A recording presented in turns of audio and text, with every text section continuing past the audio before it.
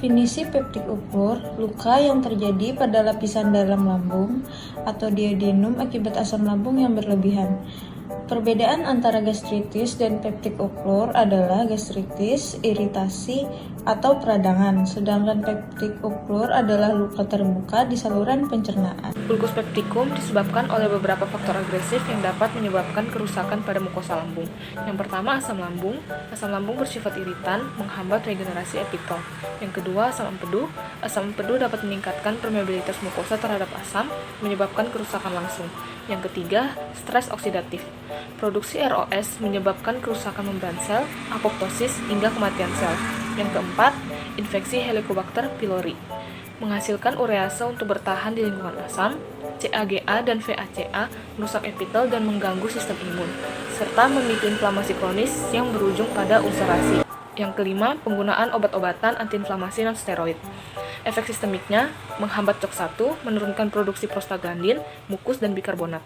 Efek topikalnya bersifat asam, menembus mukosa, menyebabkan nekrosis sel dan ulcerasi. Dan yang terakhir ada faktor tambahan seperti sindrom Zollinger-Ellison, narkotika dan alkohol, merokok dan stres psikologis, faktor genetik, serta infeksi virus. Gejala yang biasanya dirasakan adalah nyeri pada perut bagian atas, perasaan begah setelah makan, mual dan muntah, penurunan berat badan, dan muntah darah.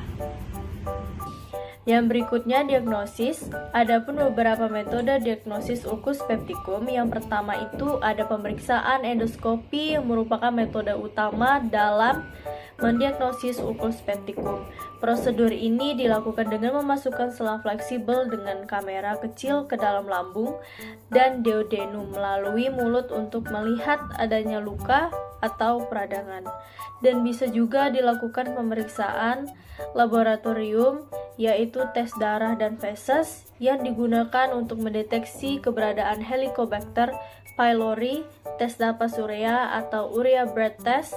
Pasien akan diminta menghirup urea berlabel karbon. Jika terdapat Helicobacter pylori, maka bakteri akan memecah urea menjadi karbon dioksida yang dapat dideteksi dalam napas pasien. Pengobatan yang dilakukan akan diutamakan sukrafat yang dapat membentuk lapisan pelindung di atas luka, melindungi dari asam lambung dan pepsin. Diminum 4 kali sehari sebelum makan dan sebelum tidur. Dikonsumsi 30 menit sebelum makan atau 2 jam setelah makan.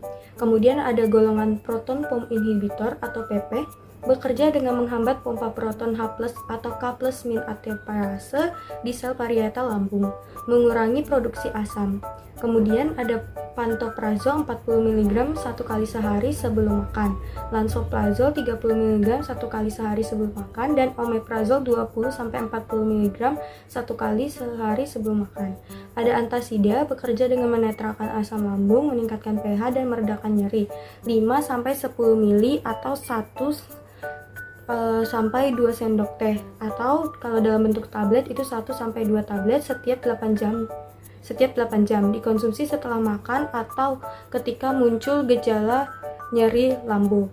Kemudian ada ranitidin yang bekerja dengan menghambat reseptor histamin, menekan produksi asam lambung 150 mg 2 kali sehari atau 300 mg 1 kali sehari sebelum tidur. Bisa dikonsumsi dengan atau tanpa makanan. Nah teman-teman, jadi yang terakhir itu ada pencegahan penyakit peptic ulcer. Yang pertama itu ada hindari penggunaan NSAID berlebih. Yang kedua ada kendalikan stres. Yang ketiga batasi konsumsi alkohol dan rokok. Yang keempat pola makan sehat. Dan yang kelima ada makan secara teratur. Dan yang terakhir ada cukup waktu tidur.